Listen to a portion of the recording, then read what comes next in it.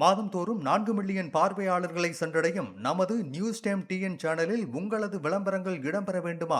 உடனே தொடர்பு கொள்ளுங்கள் 7603836167. உங்களுடைய பிசினஸை அடுத்த கட்டத்திற்கு கொண்டு செல்ல எங்களுடன் இணையுங்கள். நியூஸ் டைம் டிஎன் நேயர்களுக்கு வணக்கம். இன்று நம்முடன் மூத்த பத்திரிகையாளர் திரு தாமோதரன் பிரகாஷ் அவர்கள் இணைஞ்சிருக்காரு. வணக்கம் சார். வணக்கம் அனிதா டேனியல் மேடம் அவர்களே. வணக்கம் சார். ஒரு வழியா பாத்தீங்கன்னா ஜனநாயகன் படத்துக்கு உயர்நீதிமன்றத்துல இருந்து ஒரு ரிசல்ட் வந்திருக்கு. ஆனா அந்த ரிசல்ட் அவங்களுக்கு சாதகமா இல்லை அப்படின்ற மாதிரி நம்மளுக்கு தெரியுது. ஸோ இதுக்கு அடுத்தது என்ன சார் நடக்கும்? எப்படி இந்த ஜனநாயகன் படத்தை ஃபார்வர்ட் எடுத்துட்டு போவாங்க? ஜனநாயகன் படம் எலெக்ஷன் முடிகிற வரைக்கும் வராது. அதுதான் நம்ம செய்தியில் சொல்ல போகிற முக்கியமான விஷயம். அதாவது இன்னைக்கு உயர்நீதிமன்ற தலைமை நீதிபதி ஜனநாயகன் படம் சம்பந்தமாக தீர்ப்பை அளித்தார். அந்த தீர்ப்பில் அவர்கள் மறுபடியும் சிங்கிள் ஜட்ஜ் ஒரு நீதிபதி அடங்கிய அமர்வில் மீண்டும் அவர்கள் விண்ணப்பிக்கலாம் என்று உத்தரவிட்டிருக்கிறார். அந்த ஏற்கனவே இந்த வழக்கை விசாரித்த ஒரு நீதிமன்ற நீதிபதியான ஆஷா என்பவர் அளித்த தீர்ப்பு உயர்நீதிமன்ற தலைமை நீதிபதி ரத்து செஞ்சிருக்கார்.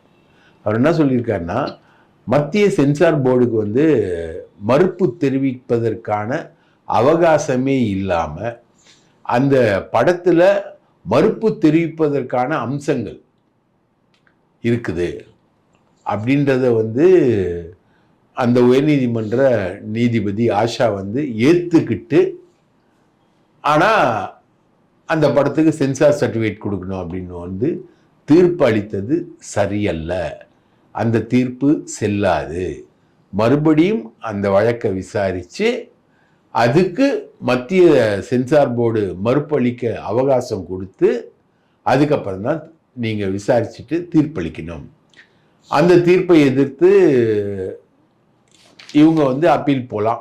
சென்சார் போர்டு அப்பீல் போகலாம், என்ன வேணால் செய்யலாம் அப்படின்ற மாதிரி தான் அந்த தீர்ப்போட சாராம்சம் இருக்குது. அதாவது ஒரு படத்தில் சூரி பரோட்டா சாப்பிட்டுக்கிட்டே இருப்பான். 30 பரோட்டா சாப்பிட்டா அவங்களுக்கு பரிசுன்னு சொல்லியிருப்பாங்க. 28 பரோட்டா சாப்பிட்ருப்பான். அவன் என்ன பண்ணுவான், நைஸாக கோடு அழிச்சிக்கிட்டே வருவான். ஒரு பரோட்டாவுக்கு ஒரு கோடு போட்டுக்கிட்டே வருவான். 30 பரோட்டாவை நெருங்கும் போது கோடை அழிப்பான். அதை கண்டுபிடிச்சிடுவான் சூரி. இல்லை இதை முதல்லேருந்து கோடு போடு, மறுபடியும் நான் பரோட்டா சாப்பிட்றேன்னு. அது மாதிரி பரோட்டா சூரி கதையாகி போச்சு ஜனநாயகன். அதாவது இவர் சொல்லிட்டு இருந்தார், விஜய் அழுத்தம் தராங்க, எனக்கு அழுத்தம் தராங்க, பொதுமக்களுக்கு அழுத்தம் தராங்க. இவருக்கு தெரியலையா அழுத்தம்? அப்போ கூட பிஜேபி நேரடியாக எதிர்க்கிறதுக்கு இவருக்கு தைரியம் கிடையாது. இவர் என்ன சொல்கிறாரு, பொதுமக்களுக்கு அழுத்தம் தராங்க அப்படின்னு. அப்போ அழுத்தம்னா என்னன்றது இப்போது பிஜேபி காட்டுது. இப்போது இவர் சிங்கிள் ஜட்ஜ் முன்னாடி இப்போ ஜனநாயகனை கொண்டு போகிறாருன்னு வச்சுக்கோங்களேன். அதில் மறுபடியும் அதில் சென்ட்ரல் போர்டு பதில் மனு தாக்கல் பண்ணும். அதுக்கு குறைந்தபட்சம் 1 மாதம் டைம் எடுக்கும். இப்போ ஜனவரி ரைட்டுங்களா, இன்னும் 1 மாதம்னா பிப்ரவரி எண்டு, அப்போ எலெக்ஷன் வந்துடும் ரைட்டா. அப்புறம் இவர் சென்ட்ரல் அந்த சிங்கிள் ஜட்ஜுக்கிட்ட ஜட்ஜ்மெண்ட் வாங்கிட்டு வந்தால் கூட அப்பீலுக்கு சென்சார் போர்டு போகும். அது ஒரு 15-20 நாளைக்கு அது போகும். அந்த இது வரும். அப்போது சப்போஸ் தீர்ப்பு வாங்கிட்டு வந்தால் கூட உச்ச நீதிமன்றத்தில் அப்பீலுக்கு போகும். அதுக்குள்ளே எலெக்ஷன் நடந்து முடிந்து விடும். ஸோ எலெக்ஷன் முடிகிற வரைக்கும் ஜனநாயகன் வெளியவே வராது அப்படின்றது தான் இன்னைக்கு வெளிவந்த தீர்ப்போட பின்னணி. அதுதான் நம்ம பிரேக்கிங் நியூஸாக சொல்கிறோம். சார், இப்போ மேடையில் விஜய் இவ்வளோ வலுவாக பேசினாரு, அதனால பிஜேபி பக்கத்துலேருந்து ஒரு அழுத்தம் கொடுத்துட்ருக்காங்க சார். இன்னொரு பக்கம் பார்த்தீங்கன்னா ஆதவ் அர்ஜுன் ரெட்டி சம்மந்தமே இல்லாமல் விசிகாவை எதிர்த்து பேசியிருக்காரு சார். ஸோ இது என்ன மாதிரியான ஒரு பேக் ஃபயரை உங்களுக்கு எடுத்துகிட்டு வரும்? அதாவது நன்றி கொன்ற செயல்னு ஒன்று இருக்குன்னா அது ஆதவ் அர்ஜுன் ரெட்டி தான். அவர் ஐபேக் கிட்ட ரொம்ப நெருக்கமாக இருந்து அவர் ஸ்டாலினோட சைக்கிள்லாம் ஓட்டிக்கிட்டு இருந்து எம்பி சீட் அங்கே கேட்டார், அங்கே கொடுக்கலன்னொடனே நீங்கள் போய் விசிகா கிட்ட வாங்கிக்கோங்க அப்படின்னு சொல்கிறாங்க. இவர் விசிகாக்கு வர்றாரு. விசிகாக்கு வந்தோடனே நிறைய காசு செலவு பண்ணுறாரு. போகிறவன் எல்லாருக்கும் 5 லட்சம் 10 லட்சம்னு தூக்கி அடிக்கிறாரு. அப்படியே எல்லாம் மிரண்டு போய் பார்க்குறாங்க. ஏன்னா விசிகா ஏழைகளோட கட்சி. அங்கே இருக்கவங்க எல்லாருமே ஏழைகள் தான். திருமாவளவனே வந்து அதிக பணம் இருக்கிறவர்லாம் சொல்ல முடியாது. அவரும் ஒரு ஏழ்மையான ஒரு தலைவர் தான். அந்த கட்சியில் வந்து செயல்பட்டுக்கிட்டே இருக்கும்போது இந்த ஆள் கோடிக்கணக்கில் எல்லாருக்கும் தூக்கி அடிப்பார். எனக்கு தெரிஞ்சு ஒரு யூடியூபர் ஒருத்தர் இருக்கார், அவரு பல லட்சம் வாங்கியிருக்காரு. அவன் 2ஆம் கட்ட தலைவர்களாக இருக்கிறவங்க இல்லையா, எல்லாருக்கும் காசு கொடுத்துருக்காரு. இப்படி வந்து இவர் ஒரு பிரம்மாண்டமாக இருக்கவே இவர் என்ன பண்ணுறாங்க, துணை பொதுச் செயலாளர் ஆகிறாங்க. இவர் என்ன இது கேட்குறாருன்னா, திருமாவளவன்கிட்ட என்ன கேட்குறாருன்னா, பொது தொகுதி ஒன்று வாங்குங்க, நான் அதில் போட்டி போடுறேன், நீங்கள் எம்பி ஆக்குங்க அப்படின்னா. ஏற்கனவே வந்து இவருக்கும் மாப்பிள்ளை இருக்கார் இல்லையா, அவருக்கும் ஆகாது. உதயநிதிக்கு டோட்டலாகவே ஆதவ அர்ஜுன் ரெட்டியை பிடிக்காது உதயநிதிக்கு. அதனால நீங்கள் பார்த்தீங்கன்னா உதயநிதியை தான் பயங்கரமாக அட்டாக் பண்ணிக்கிட்டு இருப்பார். விகடன் விழாவில் கூட 4 படத்தில் நடித்தவங்களாம் வந்து துணை முதலமைச்சர் ஆவார் அப்படின்னு பேசுவாங்க. ஆதவ அர்ஜுன் ரெட்டியும் பேசியிருப்பார் அவர். அது காரணம் வந்து உதயநிதி மேலே இருக்கக்கூடிய கோபம் தான். உதயநிதிக்கு டோட்டலாக வந்து இந்த ஆதவ அர்ஜுன் ரெட்டியை பிடிக்காது. அப்போ திமுக வந்து எம்பி சீட்டு இல்லைன்னு சொன்ன ஆள் வந்து இங்கே வந்து எம்பி சீட்டு கேட்குறாரு அப்படின்போது திமுக வந்து தொகுதியை தரவே தர்றாரு. திமுக என்ன பண்ணிச்சு, 2 தொகுதி விசிகா கொடுத்தது, 2 ரிசர்வ் தொகுதி தான். ஒன்று வந்து ரவிக்குமார், இன்னொன்று வந்து திருமாவளவன், 2 பேரும் போட்டி போடுற மாதிரி தொகுதிகளை கொடுத்த உடனே ஒரு வெக்ஸ் ஆகிட்டு இவர் வந்து ஆட்சியில் பங்கு வேணும், அதிகாரத்தில் பங்கு வேணும், அது வேணும் இது வேணும்னு சொல்லிட்டு, விடுதலை சிறுத்தைகளுக்கு ஆட்சியில் பங்கு வேணும், அதிகாரத்தில் பங்கு வேணும்னு சொல்லிட்டு இவர் வந்து விடுதலை சிறுத்தைகள் கட்சியோட துணை பொதுச் செயலாளர் வந்து பேச ஆரம்பித்தார். அதை வந்து ஒரு கட்டம் வரைக்கும் திரும்ப அலோவ் பண்ணார். அதுக்கு மேலே ஒரு ஓவராக பேசி விசிகா வந்து பார்லிமெண்ட் தேர்தல் அப்போ வந்து கூட்டணியை விட்டு விலகி அவங்க வந்து ஏடிஎம்கே கூட்டணிக்கு வருவாங்க. எடப்பாடி நல்லவர், எடப்பாடி நல்லா வச்சிருக்காரு கட்சி, அவரு பிஜேபி எதிர்க்கிறாரு, ஏன் அவர் கட்சிக்கு வந்து விடுதலை சிறுத்தைகள் போகக்கூடாதுன்ற மாதிரிலாம் பேச ஆரம்பித்தார். நீ யாரா பேசுறதுக்கு அப்படின்றது தான் கேள்வி, ரைட்டா? வீட்டு ஓனர் ஒருத்தர், நீ வந்து ஒண்ட வந்த பிடாரி, நீ வந்து ஊர் பிடாரியை விரட்டுற மாதிரி வீட்டு ஓனர் பேரை வச்சுக்கிட்டு அவர் வீட்டையே நீ அவருக்கு தெரியாமலே விற்பியா அப்படின்ற மாதிரி ஒரு கேள்வி வந்துச்சு. உடனே அவர் தூக்கி வெளியில் போட்ட உடனே அவர் வந்து ஏடிஎம்கேக்கு போகிறார். ஏடிஎம்கேக்கு போனோடனே ஏடிஎம்கேல வந்து எப்பா நீ வேணாம், நீ நேரடியாக வராத, நீ நேரடியாக வந்தால் வம்பு, நீ ஒரு அமைப்பை ஆரம்பிச்சுட்டு வா, எங்கள் கூட வா அப்படின்ற மாதிரி எடப்பாடி தட்டி விட்டுறாரு இவர். அப்போ ஏடிஎம்கேல தட்டி விட்ட உடனே நேராக விஜய்கிட்ட போயிட்டு இவர் போய் சேர்றாரு. இவர் வந்து செலவெல்லாம் பண்ணுறேன், அது பண்ணுறேன், இது பண்ணுறேன்னு விஜய்க்கு வாக்குறுதி கொடுக்குறாரு. அந்த வாக்குறுதி அடிப்படையில் இவர் பண்ணக்கூடிய செலவு அடிப்படையில் only for money Aadhav Arjun ரெட்டியை வந்து டேக்கப் பண்ணுறாரு. இப்போ நீங்கள் பார்த்தீங்கன்னா அவர் ஒரு வாய்ஸ் ஆஃப் காமன்னு ஒரு டீம் வச்சுருக்காரு. அதுக்கு வந்து ஒரு 100 பேரை வச்சு சம்பளம் கொடுக்குறாரு. 60,000 1 லட்சம் ரூபாய் வரைக்கும் சம்பளம் கொடுக்குறாரு. என்னன்னா தமிழ்நாடு முழுக்க டேட்டா கலெக்ட் பண்ணுறது, நியூஸை கலெக்ட் பண்ணுறது, அந்த நியூஸை வந்து இவருக்கு ஃபீட் பண்ணுறது, இதுதான். ஆனால் அவங்க ஃபீட் பண்ணுற நியூஸை இவர் ரிசீவ் பண்ணுறாரான்னு தெரியல. இவர் பேசுகிறதெல்லாம் ஏடா கூடமாக அவ்வளோ பெரிய அமைப்பை வச்சு ஒரு 100 பேருக்கு சம்பளம் கொடுத்துட்டு இருக்கிற ஒரு மாதிரியே இல்லை. இந்த 100 பேருக்கு இவர் எதுக்கு சம்பளம் கொடுக்குறாருன்னா, இந்த சமூக வலைத்தளங்கள், ட்விட்டரு, ஃபேஸ்புக்கு, இதிலெல்லாம் வந்து வரக்கூடிய கருத்துக்களுக்கு எதிர்கருத்து போடுறது தான் ஒரு வார் ரூம் மாதிரி தான் அவர் வச்சுருக்காரு. ஸோ இவர் வந்து திருமாவளவனை பார்த்து எந்த திருமாவளவன் காலில் விழுந்து எம்பி பதவி கூட அது கூட இது கூடன்னு சொல்லிட்டு இது பண்ணாரோ, அப்போது நம்மலாம் அவரை வந்து கடுமையாக எதிர்த்தோம். இன்றைக்கி சவுக் சங்கர் எதிர்க்கிற மாதிரி அவரை வந்து கடுமையாக எதிர்த்தோம். அப்போது திருமாவளவன் வந்து அதை விரும்பலை. எதுக்கு ஆதவ அர்ஜுன் ரெட்டியை வந்து எதிர்க்கிறாங்க இவங்க அப்படின்ற மாதிரி அவர் வருத்தப்பட்டார். ஆனால் இது வந்து ஒரு பெரிய மோசமான ஒரு சக்தி அப்படின்றத வந்து நிலைநிறுத்த தான் வந்து அன்றைக்கி வந்து கடுமையான எதிர்ப்பை தெரிவித்தோம்.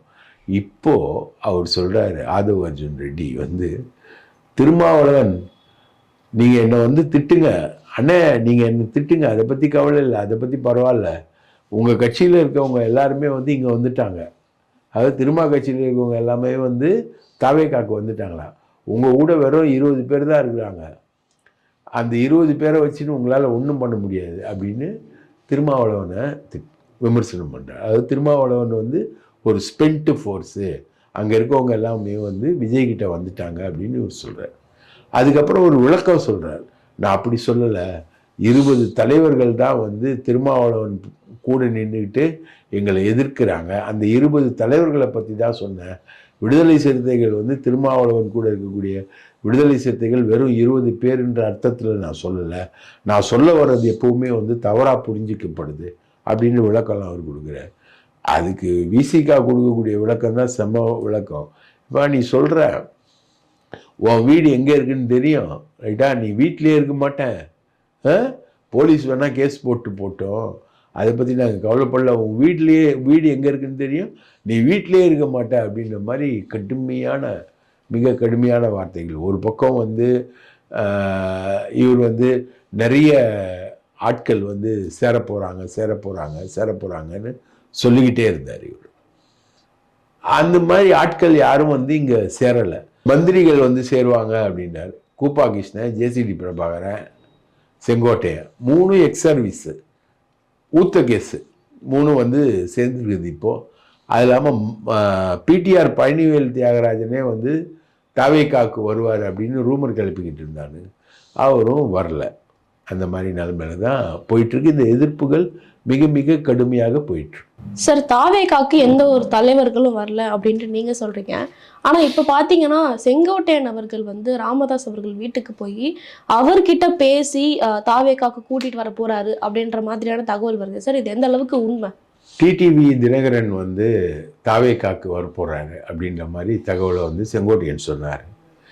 டிடிவி தினகரன் வந்து அதை மறுத்துட்டார், நான் எங்கே சொன்னேன் அந்த மாதிரி.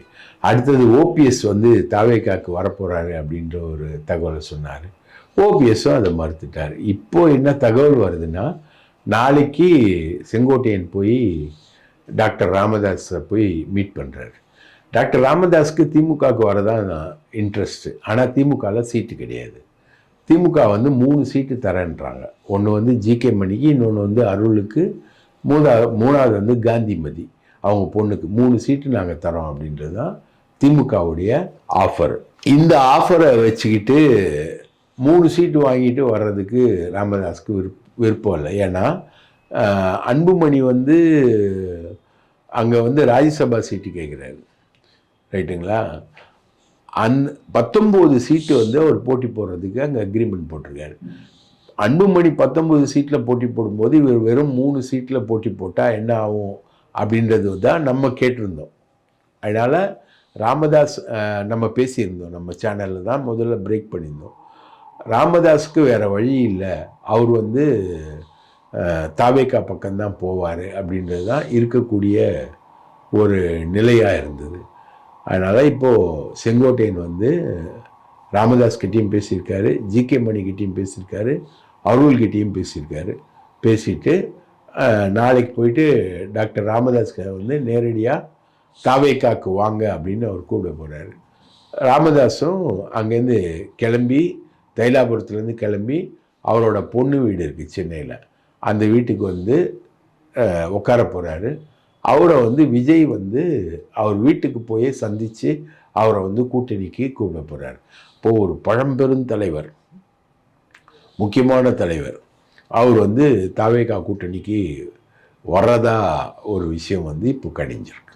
இதுவும் நம்ம சேனலோட பிரேக்கிங் நியூஸ் தான், வேறு எந்த சேனல்லையும் இந்த செய்தி வரவே வந்திருக்காது. சார், டாடா திரைப்படம் எடுத்த கணேஷ் கே பாபு அப்படின்ற ஒரு டைரக்டர் வந்து பார்த்தீங்கன்னா இப்போது கராத்தே பாபு அப்படின்ட்டு ஒரு படம் எடுக்க போகிறாராம்.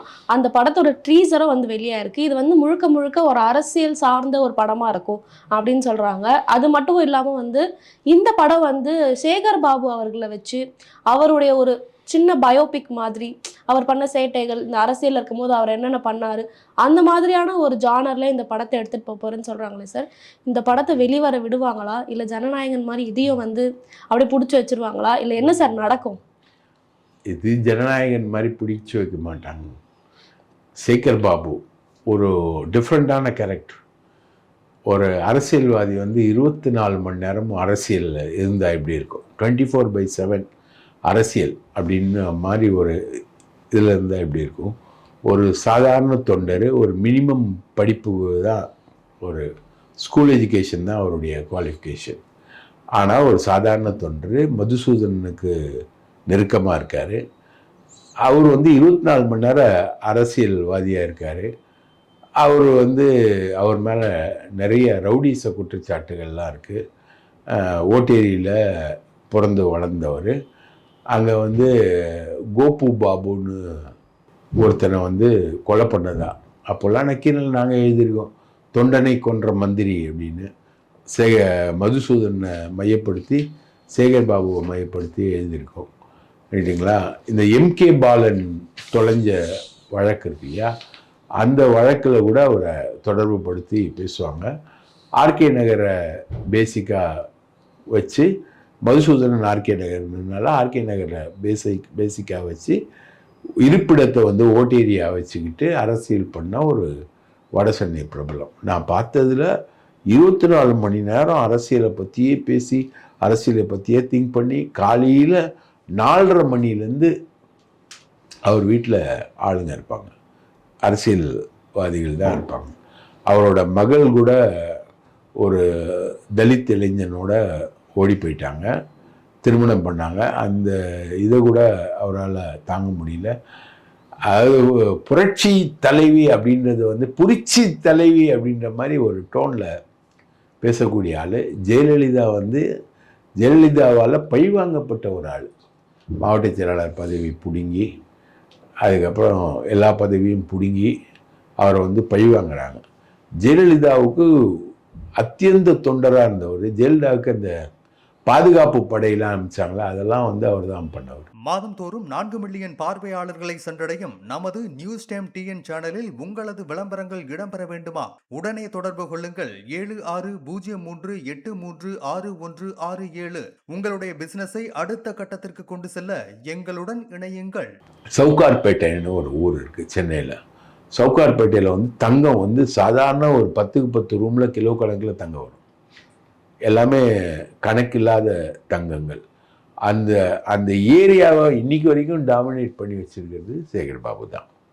அவ்வளோ தங்கம் குவிஞ்ச இடத்த இன்னைக்கு வரைக்கும் டாமினேட் பண்ணி வச்சிருக்கிறது சேகர் பாபு தான். முழுக்க முழுக்க அவருடைய துறைமுகம் தொகுதிக்கு உட்பட்ட அந்த விஷயங்கள். அதனால் ஒரு இன்ட்ரெஸ்டிங்கான கேரக்டர். இப்போது ஆம்ஸ்ட்ராங் படுகொலையிலையும் அவரை பற்றி சம்மந்தப்பட்டு வந்தது. அவர் வந்து தலையிடாத பிரச்சனைகளே இருக்காது. எந்த பிரச்சனையாக இருந்தாலும் அது வந்து சேகர் பாபு தான். இன்றைக்கி சென்னை மாநகராட்சியில் 99% சேகர் பாபு தான், இல்லைங்களா. இந்த பிரியா மேயராக இருக்காங்களே, அவங்கள வந்து கொண்டு வந்ததும் சேகர் பாபு தான். அந்த மாதிரி அதே மாதிரி துர்கா ஸ்டாலின் இருக்காங்க இல்லையா, அவங்களுடைய இந்த ஆன்மீக பயணத்துக்கெல்லாம் கூட நிற்கிறது சேகர் பாபு தான்.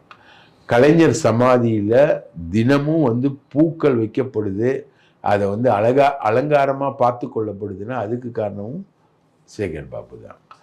இன்றைக்கி ஏடிஎம்கே மினிஸ்டர்ஸ் எல்லாரு கூடயும் லிங்க் இருக்கிறவர் சேகர் பாபு தான். சமீபத்தில் செங்கோட்டையன் வந்து டிஎம்கேக்கு கூட்டிகிட்டு வர்றதுக்கான கடைசி கட்ட முயற்சியில் ஈடுபட்டது சேகர் பாபு தான். ஓபிஎஸ்ஸை அவர் வந்து சபாநாயகர் அறையில் சந்தித்து அவரை வந்து திமுக கொண்டு வருவதற்கான முயற்சியிலே ஈடுபட்டது வந்து சேகர் பாபு தான்.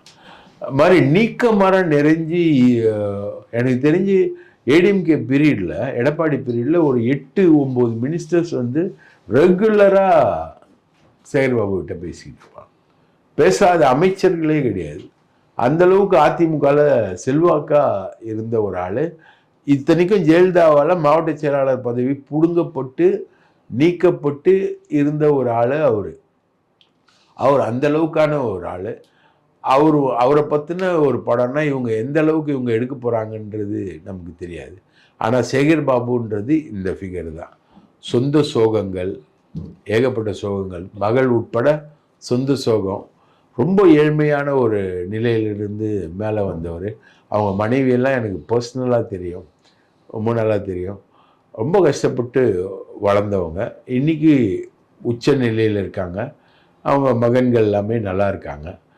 ஆனால் மகள் என்பது ஒரு சோகம். இப்படி 24 மணி நேரமும் அரசியல் செஞ்சு இவரை பற்றின நினைவலை எனக்கு என்னென்னா, ஒரு கல்யாணம், இவங்க கல்யாணம், இவர் குடும்பத்தில் ஒரு கல்யாணம், அந்த கல்யாணத்துக்கு ஜெயலலிதா வரல. அப்போது எண்ணுயிர் தோழன்னு ஒரு படம் வந்தது, பாபுன்னு ஒருத்தர் நடிச்சிட்டு இருந்தார். அப்போ நான் நக்கீரனில் எழுதணும், எண்ணுயிர் தோழன் சேகர் பாபு அப்படின்னு எழுதணும். நான் நீக்கமர அர்ப்பணிப்பு உணர்வோட, அதுக்கு மேலே எந்த உணர்ச்சி இருக்குன்னு தெரியல, அப்படி உழைச்ச ஒருத்தனுக்கு வந்து ஜெயலலிதா புறக்கணிச்சிட்டு பாலகங்கான்னு ஒரு மலையாளியோடைய திருமணத்துக்கு ஜெயலலிதா போகுது. இவருடைய திருமணத்தை வந்து இவரோட குடும்ப திருமணத்தை புறக்கணிச்சிட்டு போகுது. அப்போது எண்ணுயிர் தோழன் பாபுன்னு நம்ம நக்கீரனில் எழுதியிருந்தோம். அது பெரிய அளவுக்கு கேட்சிங் ஆகி அதுக்கப்புறம் ஜெயலலிதா கூப்பிட்டு பதவிகள்லாம் போட்டாங்க. அதுக்கப்புறம் வெற்றிவேல் வந்து இவரை எக்ஸ்போஸ் பண்ணி சில வேலைகள்லாம் இவர் செஞ்சார். இவருக்கும் திமுகவுக்கும் இருக்கக்கூடிய தொடர்புகளை அந்த ஏடிஎம்கேல இருக்கும்போதே சில விஷயங்களை அவர் பண்ணார். அதனால இவர் வந்து மாவட்ட செயலாளர் பதவியிலேருந்து தூக்கிட்டு சில வேலைகளை ஜெயலலிதா பண்ணால் இவர் திமுகவுக்கு போய் சேர்றார். திமுகவுக்கு போய் சேர்ந்து துர்கா ஸ்டாலினோட ரொம்ப நெருக்கமாக பழகி, முதல்வர் குடும்பத்தோட ரொம்ப நெருக்கமாக பழகி, இந்து அறநிலையத்துறை அமைச்சராக இருப்பார். இவர் எப்பவுமே தாடி வச்சுருப்பார். ஏன்னா வருஷத்தில் 365 நாளும் மலைக்கு போகிற மாதிரியே தாடி வச்சுருப்பார். ஏன்னா மலைக்கு மாலை போட்டிருந்தா ஜெயலலிதா திட்டாது.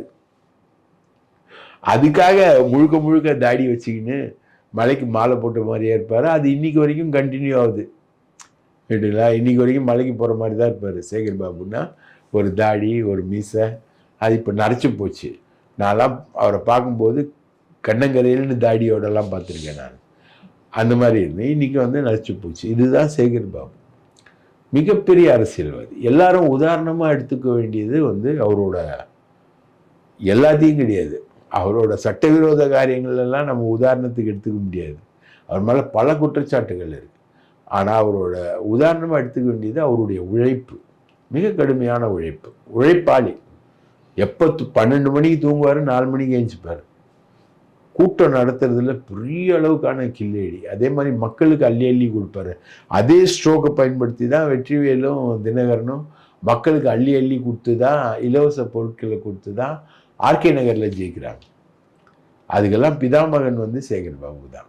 ஆகவே இந்த கராத்தே பாபு படம் வந்து எப்படி வரும்ன்றது தெரியாது. ஆனால் சேகர் பாபு என்கிற அரசியல்வாதியுடைய முழு பின்னணியும் இதுதான். சார், பல போராட்டங்களுக்கு அப்புறம் வந்து ஓபிஎஸ் மீண்டும் அதிமுக இணையறாருன்னு ஒரு தகவல் வருது சார். அவர் இணையறாரா இல்லை என்ன சார் நடக்கும்? அவருக்கு வேற ஆப்ஷனே இல்லைம்மா. அவர் வந்து முன்னாள் முதலமைச்சர், ஏடிஎம்கேல முதலமைச்சராக இருந்தவர். அவர் வந்து திமுகவுக்கு போனார் அப்படின்னா அதுக்கு ஒரு ஷார்ட் ஃபார்ம் ஒன்று கொடுத்துருந்தாங்க. ஆர்எம்பி வந்து எம்ஜிஆர் கழகம் அப்படின்ற கழகத்தை ஆரம்பித்து அவர் வந்து டிஎம்கேக்கு வந்தார், அந்த மாதிரி வாங்க அப்படின்ற மாதிரி அவருக்கு ஒரு ஆப்ஷன்ஸ் கொடுத்துருந்தாங்க. ஓபிஎஸ் வந்து முன்னாடியே பேசிக்கிட்டு இருந்தார் ஏடிஎம்கேவோட. அவர் அப்போவுமே ஒழுங்காக வந்திருந்தாருன்னா அவருக்கு 10 சீட்டு கொடுத்து கழக அவைத்தலைவர் பதவி கொடுத்துருப்பாங்க. அதே மாதிரி செங்கோட்டையனுக்கு வந்து துணை பொதுச் செயலாளர் பதவி கொடுத்துருப்பாங்க. சரிங்களா? அவங்க வந்து திமுக வசம் பேசிக்கிட்டு இருந்தாங்க. இதே சேகர் பாபு தான் ஓபிஎஸ்கிட்டையும் பேசியிருந்தார், செங்கோட்டையன்கிட்டையும் பேசிக்கிட்டு இருந்தார். இது மாதிரிலாம் நிறைய ஆப்ஷன்ஸ். அதுக்கப்புறம் அவங்க தாவேக்காக்கு போகிறாங்கன்ற ஒரு ஆப்ஷன் வந்தோடனே இவர் கிளம்பி போயிட்டார். செங்கோட்டையன் கிளம்பி தாவேக்காக்கு போயிட்டார். இவர் போவார்னு எதிர்பார்த்தாங்க, ஆனால் இவர் போகல, தாவேக்காக்கு போகல. இவருக்கு வந்து பிஜேபி ப்ரெஷர் இருக்குது. இவங்க பையன் மேலே 47 கேஸ் இருக்குது. 47 கேஸில் ஒன்று வந்து மாலத்தீவுக்கு ஃப்ளைட்டில் பணத்தை கொண்டு போன கேஸ். அது வந்து இன்டர்நேஷ்னல் போலீஸோட கேஸ். அதனால் இவரால் போகவே முடியாது. அங்கே மகனுக்காக தான் ஓபிஎஸ் வந்து யோசிக்கிறது. அதனால் அவர் எடப்பாடியை நம்பி அவர் சேர மாட்டார். அவர் வந்து முழுக்க முழுக்க இவரை நம்பி தான், பியூஷ் கோயலை நம்பி தான் சேருவார். இவர் வந்து தேவர் ஜெயந்தி அப்போ வந்து சசிகலாவை சந்திச்சார் அப்படின்றதுனால டிடிவி தினகரன் இவர்கிட்ட பேசுகிறதே இல்லை. கேட்டுங்களா? டிடிவி தினகரனுக்கு வந்து இப்போ அவர் ராஜ்யசபா சீட்டு கேட்குறாரு. ராஜ்யசபா சீட்டு அன்புமணியும் கேட்குறாங்க, தேமுதிகவும் கேட்குது. இதில் யாருக்கு கொடுக்குறதுன்னு எடப்பாடியால் முடிவு பண்ண முடியல. 60 மாவட்ட செயலாளரை கூப்பிட்டு எடப்பாடி வந்து நீ எலெக்ஷன் ஒர்க்கு பாருங்கள் அப்படின்னு சொன்னாலும் இந்த ராஜ்யசபா தேர்தலை வந்து யாருக்கு கொடுக்கறது சீட்டுன்னு தெரியல. இப்பவுமே சீட்டு வாங்கினாதான் உண்டு. அடுத்தது வந்து இவங்க வந்து ஒரு 30 சீட்டு ஜெயிப்பாங்கன்றதுக்கான கேரண்டி வந்து யாருக்குமே இல்லை. அதனால டிடிவி தினகரனுக்கு வந்து வெளி மாநிலத்தில் எம்பி சீட்டு கொடுக்கறதுக்கு பாஜக முடிவு பண்ணதுனால அவர் உற்சாகமாக அந்த சைடு இருக்கார். அதே மாதிரி இவரோட பையனுக்கும் இவர் சீட்டு கேட்குறாரு. அதுக்கும் ஒரு வாக்குறுதி வந்து பிஜேபி கொடுத்துருக்கு. இவர் வந்து இப்போது ஏடிஎம்கேல வந்து சேர்றாரு. அந்த மாதிரி ஒரு சுச்சுவேஷன் தான். ஆனால் இதில் சோகம் என்னன்னா, சசிகலாவை யாருமே கண்டுக்கல. சசிகலாவை சேர்க்கக்கூடாதுன்னு எடப்பாடி மட்டும் சொல்ல, டிடிவி தினகரனும் சொல்றார். இப்போ ஓபிஎஸும் சொல்வார். அதிமுகவுக்கு ஒரு முக்குளத்தோர் முகம் என்பது உங்களுக்கு சவுத்தில் கிடைச்சிருச்சு இந்த டீம்லாம் வந்ததுனால. அதனால ஓபிஎஸ் வந்து கண்டிப்பாக ஏடிஎம்கேல தான் சேர்றாரு. சார், நம்மளோட நேர்காணல்லே ஒரு 2 நாட்களுக்கு முன்னாடி இந்த டோல்கேட்ல நடந்த விஷயத்தை பத்தி பேசியிருந்தோம். அந்த வெள்ளைக்காளி ரவுடி யாரு, தென் மாவட்டங்கள்ல இந்த ரவுடிசம் வந்து எந்த அளவுக்கு இருக்கு, காவல்துறை வந்து அந்த எந்த அளவுக்கு கண்ட்ரோல் பண்ணி வச்சிருக்காங்க சார்? வெள்ளைக்காளி வந்து 2 பேருக்கு பகமா. ஒன்று வந்து குருசாமி, இன்னொன்று வந்து ராஜபாண்டி. 2 பேரும் உறவினர்கள். இவங்கெல்லாம் வந்து ராமநாதபுரத்துலேருந்து மதுரைக்கு பிழைக்க வராங்க. அங்கே குருசாமி திமுக, ராஜபாண்டி வந்து ஏடிஎம்கே. 2 பேருக்குமான பகையில் வந்து பல கொலைகள் நடக்குது. அதில் வந்து ராஜபாண்டி ஆள் தான் இந்த வெள்ளைக்காளி.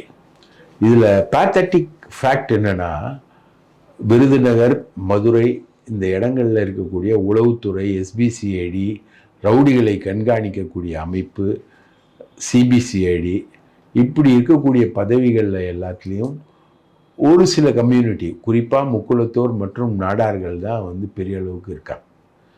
இந்த வெள்ளைக்காளி வந்து முக்குளத்தோர், இவங்க ஆட்கள் தான் இருக்காங்க. இவருடைய பார்த்திங்கன்னா கருணாஸ்னு ஒருத்தர் இருக்கார் இல்லையா, அந்த கருணாஸுடைய கட்சியில் இருந்த ஒரு ரொம்ப முக்கியமான ஒரு ஆள் தான் வந்து, முக்கியமான ஒரு ஆளோட தம்பி தான் வந்து உளவுத்துறை இன்ஸ்பெக்டர், ஒரு உளவுத்துறை இன்ஸ்பெக்டர்.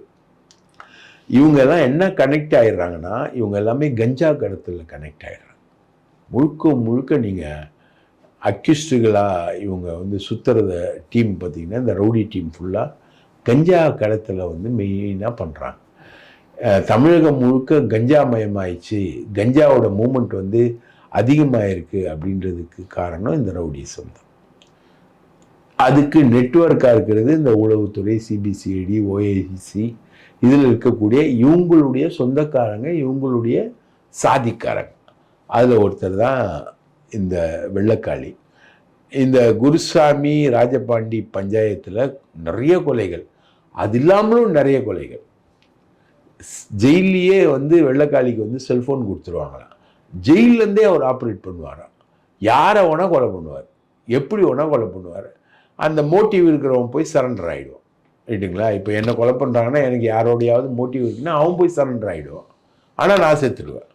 இந்த மாதிரியே நிறைய கொலைகள், சட்டம் ஒழுங்கு பிரச்சனைகள், இது எல்லாம் ஏற்படுறதுக்கு காரணம் வந்து ஒரு குறிப்பிட்ட கம்யூனிட்டியை சார்ந்தவங்கள தென் மாவட்டங்களில் போட்டு வச்சு மெயின்டைன் பண்ணுறாங்க. ரைட்டுங்களா? அந்த மாதிரி ஒரு மெயின்டெனன்ஸுக்கு வந்து இங்கே இருக்கக்கூடிய உயர் அதிகாரிகள் துணை போகிறாங்க, காவல்துறையுடைய உயர் அதிகாரிகள் துணை போகிறாங்க. அதில் ஒரு டீம் தான் வந்து இந்த வெள்ளைக்காளியை வந்து பெரம்பலூரில் பாம்பு அடித்து 2-3 போலீஸ்காரங்க காயமடைகிற அளவுக்கு காரணமாகவே அமையுது. ஸோ நீங்கள் ஒடுக்கணும்னா எதை ஒடுக்கணும்? இந்த காவல்துறையில் வந்து சாதியத்தை ஒடுக்கணும். காவல்துறைன்றது கவர்மெண்ட் சர்வீஸ், இதுக்குள்ளே சாதி வர்றதுக்கான இடமே கிடையாது. ஆனால் சாதி இருக்குது, முழுக்க முழுக்க சாதி இருக்குது. சாதியோட கஞ்சாவும் இருக்குது. இது கேட்கறக்கே அதிர்ச்சியாக இருக்குல்ல. இவங்க எல்லாருமே கஞ்சா தான். நீங்கள் பிடிப்பட்ட அக்யூஸ்டுகளுடைய கம்யூனிட்டியை, கஞ்சாவில் பிடிப்பட்ட அக்யூஸ்டுகளோட கம்யூனிட்டியை லிஸ்ட் பண்ணிங்கன்னா முழுக்க இருப்பாங்க. இவங்க தான் வெள்ளைக்காளி ஆட்கள் தான். இந்த வெள்ளைக்காளி வந்து அவ்வளோ பெரிய நெட்வொர்க்கில் வச்சுருக்கான். அவனை வந்து எதிர்த்து இன்னொரு டீம் எப்பவுமே இருக்கும் இல்லையா. இவங்க ஒரு தடவை வந்து இந்த குருசாமியை வந்து பெங்களூரில் போய் வெட்டுறாங்க. வெட்டிட்டு செத்துட்டான்னு விட்டு வராங்க. முகம் செதஞ்சு அந்த ஆள் போயிடுச்சிட்டான். முகத்தை காட்டாமலே அந்த ஆள் இருந்திருக்கான். பல மாதம் பல ஆண்டுகள் இருந்திருக்கான் குருசாமி. அப்படி இவங்களுடைய பகை, 2 குடும்பத்தோட பகை. 2 பேரும் ஒரே ஊர்லேருந்து வந்தவங்க, ஒரே கம்யூனிட்டியை சேர்ந்தவங்க. இவங்க 2 பேருக்குள்ளே இருக்கக்கூடிய பகை தான் இன்னைக்கு வரைக்கும் வெள்ளைக்காளியை வந்து பாம்பு போடுற அளவுக்கு போகுது. இதில் நம்மளுக்குன்னு அஸ்டானிஷிங் என்னென்னா, கஞ்சா கடத்தல் ப்ளஸ் கம்யூனிட்டி காவல்துறைக்குள்ளே ஊடுருவிச்சு இதை வந்து சீர்படுத்தணும். இது நீங்கள் சீர்படுத்தலைன்னா அது பேர் போலீஸே கிடையாது.